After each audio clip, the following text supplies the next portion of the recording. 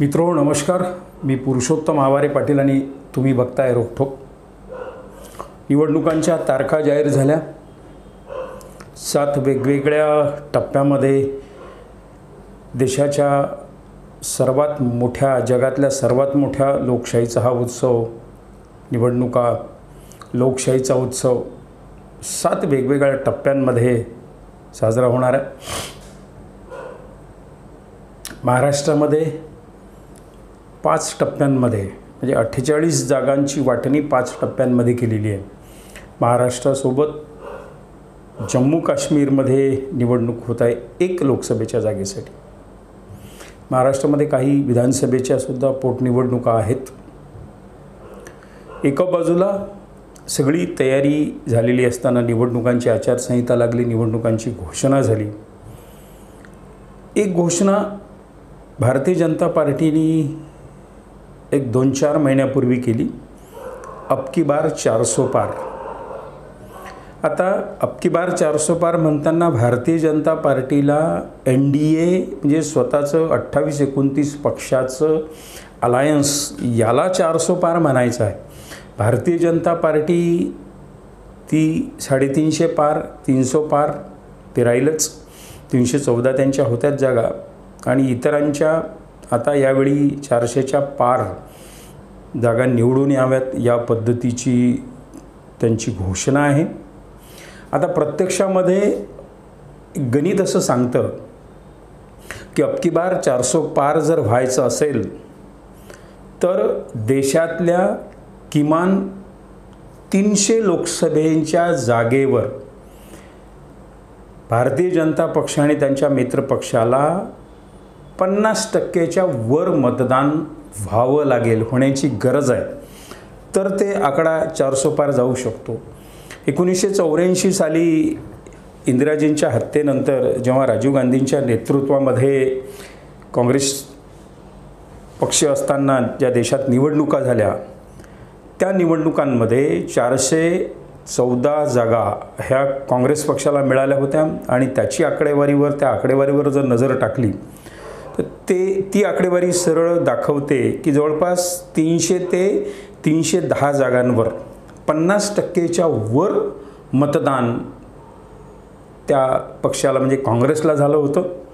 याचा अर्थ असा आहे की 400 पार जर व्हायचं असेल तर किमान 300 जागांवर 50%च्या वर मतदान भारतीय जनता पक्ष किंवा त्याच्या मित्रपक्षाला व्हायला पाहिजे।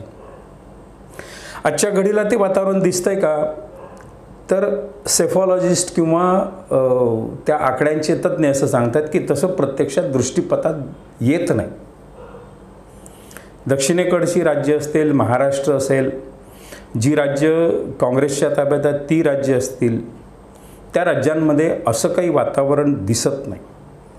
उत्तर भारतामध्ये श्रीराम मंदिराच्या निर्मितीनंतर भारतीय जनता पक्षाला चांगले दिवस येऊ शकतात, परंतु त्याही ठिकाणी उदाहरणार्थ उत्तर प्रदेशामध्ये लोकसभेच्या ज्या 80 जागा आहेत त्या 80 जागांवर 50%च्या वर मतदान मिळेल की नाही हे खात्रीनं आज सांगता येत नाही।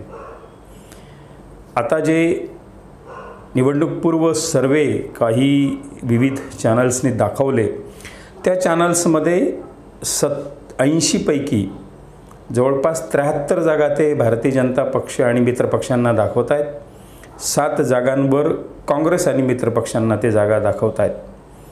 पण प्रत्यक्षात तसं होईल की नाही यावेळी ही शंका आहे। कदाचित तसंच झालं, समजा ते गणित तसंच बसलं, 73 जागा भारतीय जनता पक्ष आणि त्याच्या मित्रपक्षांना जर आल्या निवडून, मग त्याच्यात 50%च्या वर मतदान किती लोकसभा जागांवर भारतीय जनता पक्षाला होईल हे आज काही सांगता येत नाही।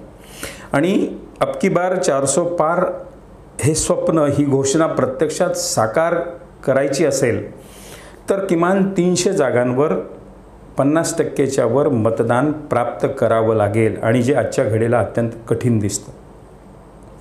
याचा अर्थ असा आहे का की अशी घोषणा देताना भारतीय जनता पार्टीचे एकापेक्षा एक दिग्गज नेते, तिथले नियोजन तज्ञ, तिथले चाणक्य यांनी हा सगळा आकड्यांचा गणित, आकड्यांचा खेळ याचा हिशेब केला नसेल, निश्चितच केला असेल. त्यांची स्ट्रॅटेजी काय आहे ते आज त्यांनी जाहीर केली नाही, ते करण्याचं काही कारणही नाही. परंतु एक अभ्यासक म्हणून आपल्याला हे स्पष्ट जाणवतं की तशी परिस्थिती आज दिसत नाही. एक स्ट्रॅटेजी संघ परिवाराकडे नेहमी असते, खोटं बोल पण रेटून बोल. अशा पद्धतीचं प्रोत्साहन समोरच्या व्यक्तीला, अनुयायांना द्यायचं असते की ज्याच्यातून ते पेटून उठतील आणि तो आकडा पार करण्याचा प्रयत्न करतील. म्हणूनच अगदी बूथ नियोजनपासून तर पन्ना प्रमुखापासून अत्यंत बारीक नियोजन त्यांचं सुरू आहे. अब की बार 400 पार या पद्धतीचा अति आत्मविश्वास जर त्यांना असता तर अमित शहांसारखे व्यक्ती, राष्ट्रीय स्तरावरचं नेतृत्व जिल्ह्यामध्ये अगदी विदर्भाच्या काही जिल्ह्यांमध्ये जाऊन त्यांनी बूथ प्रमुखांचं ट्रेनिंग दिलं नसतं. गुजरातमध्ये आम्ही कसं विजय प्राप्त केला याच्या बारीक सारीक गणितं सांगितली नसती. हे त्यांना कळतं आहे. त्यामुळे अब की बार 400 पार या नाऱ्यानी भारतीय जनता पक्षाचे कार्यकर्ते, संघ परिवारातले कार्यकर्ते हुरळून गेले असतील, त्यांना हुरळून जाऊ द्या. परंतु इंडिया आघाडीचे जे समर्थकात फॉलोअर आहेत, धर्मनिरपेक्ष जो मतदार आहे, ज्यांना या देशाच्या संविधानाची काळजी वाटते, परंतु काही वर्ग 10-15% लोक असे असतात की त्यांची स्ट्रॅटेजी, त्यांच्या अशा अकराळ विकराळ घोषणा पाहून प्रचंड चिंताक्रांत होतात. मलाही अनेकदा फोन येतात, बघा आता कसं हो, ते तर म्हणतात अब की बार 400 पार. अरे करू दे घोषणा त्यांना, जी प्रत्यक्षात शक्य नाही आहे. अशा घोषणा ते करता आहेत. काही स्ट्रॅटेजी असतात, सायकोलॉजिकल काही टर्म असतात की एखाद्या माणसाला जर परीक्षेमध्ये 35% मार्क मिळतील की नाही याचीही शाश्वती नाही, अशा वेळी त्याला तू फर्स्ट क्लासमध्ये पास होशील या पद्धतीचं प्रोत्साहन द्यावं लागतं. प्रचंड प्रोत्साहन चारही बाजूनं, हे तुला शक्य आहे, ते तुला शक्य आहे, तू फर्स्ट क्लासमध्ये आजच आला आहेस, म्हणजे तो कदाचित काठावर पास होण्याची शक्यता असते. इतक्या वर्षात भारतीय मानसिकतेचा उत्तम अभ्यास संघ परिवारांनी केलेला आहे. भारतीय जनता पक्षाच्या अनेक चाणक्यांनी तो केलेला आहे. मुंबईच्या उत्तनच्या रामभाऊ म्हाळगी प्रबोधिनीमध्ये याच पद्धतीचे सगळे खल चालतात. अनेक त्यांचे तज्ज्ञ असे आहेत की जे काठावर बसलेल्या मतदारांच्या मानसिकतेचा अभ्यास करतात, अनेकांशी बोलतात. म्हणूनच भारतीय जनता पार्टीमध्ये दर 15 दिवसांनी, महिनाभरानंतर बारीक सारीक अनंत विषयावर असे सर्वे सुरू असतात की जे सर्वे आम्हाला कल्पनाही नसते. एक अत्यंत छोटासा मुद्दा एक घेतात आणि त्याच्यावर 1000 सॅम्पल गोळा करतात आणि त्या 1000 सॅम्पलमधून त्याचा एक अंदाज काढतात की हे अनुयायी काय म्हणतात, बिगर अनुयायी काय म्हणतात, इंडिया फ्रंटचे समर्थक काय म्हणतात. या पद्धतीची लोकांच्या मानसिकतेची सतत चाचपणी त्यांची सुरू असते. त्याच्यामुळे घाबरून जाण्याचं काही कारण नाही.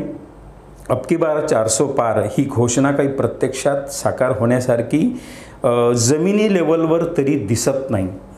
त्यामुळे त्यांची ही घोषणा या पद्धतीची की तू फर्स्ट क्लासमध्ये येणार आहे असं म्हटलं तर किमान आपली सत्ता तरी टिकेल, तिसऱ्यांदा तरी सत्तेत येईल, या पद्धतीचं हा सगळा डाव आहे, हा सगळा बनाव आहे. ते त्यांच्या पक्षासाठी, त्या पक्षाच्या कार्यकर्त्यांना, समर्थकांना पुढे जाण्यासाठी, त्याच्यात प्रेरणा देण्यासाठी हे ठीक आहे. पण इतरांनी, भारतीय जनता पक्षाच्या विरोधकांनी, संविधान रक्षकांनी, ज्यांना असं वाटते की तिसऱ्यांदा मोदी सत्तेवर आल्यावर या देशाच्या संविधानाचं काय होईल, घटनेचं काय होईल, या देशाच्या कायदा सुव्यवस्थेचं काय होईल, डॉक्टर बाबासाहेब आंबेडकरांनी महत्प्रयासानं जी घटना निर्माण केली ती घटना वाचणार आहे की नाही, असं ज्यांना वाटते त्यांना काळजी करण्याचं काही कारण नाही. तिसऱ्यांदाही मोदी सत्तेवर आले तर एवढं ते सोपं नाही आहे. ही भीती आपली ठीक आहे की हळूहळू ते घटनेत काही दुरुस्त्या करतील. मग काँग्रेसनं काय केलं? आतापर्यंत अनेकदा काँग्रेसने घटना दुरुस्ती केली, पण मूळ ढाचा जो आहे त्या ढाच्याला कुठेही हात लावण्याचा हिम्मत ते करणार नाहीत, हे निश्चित आहे. त्यामुळे निश्चिंत राहा, हे त्या आकड्यापर्यंत पोहोचणार नाहीत. महाराष्ट्रातल्या लोकांनी तर अधिक निश्चिंत राहण्याची गरज आहे. महाराष्ट्रातले सर्वे काही दाखव, महाराष्ट्रामध्ये भारतीय जनता पार्टी आणि त्यांच्या मित्रपक्षांचा पराभव होईल लोकसभेच्या सीट महाविकास आघाडीपेक्षा कमी येतील आणि विधानसभेतसुद्धा सत्ताधारी महायुतीचा सपशेल पराभव होईल, महाविकास आघाडीची सत्ता येईल, याबद्दल मला तरी आजच्या घडीला हे सगळं वातावरण पाहता अजिबात शंका नाही. मित्रो, आजच्यापुरतं एवढंच. नवनवे अपडेट्स घेऊन आता प्रामुख्याने लोकसभा निवडणुकींची आचारसंहिता सुरू झालेली आहे. या आचारसंहितेत जे देशभरात असेल, महाराष्ट्रात असेल, ज्या विषयावर मला बोलावंसं वाटेल त्या विषयावर निश्चितच माझं मत काय हे घेऊन मी तुमच्यापर्यंत येत जाईल. आजचा व्हिडिओ जर तुम्हाला आवडला असेल तर रोखठोक हे चॅनल सबस्क्राईब करा आणि हा व्हिडिओ लाईक आणि शेअरसुद्धा करा. नमस्कार.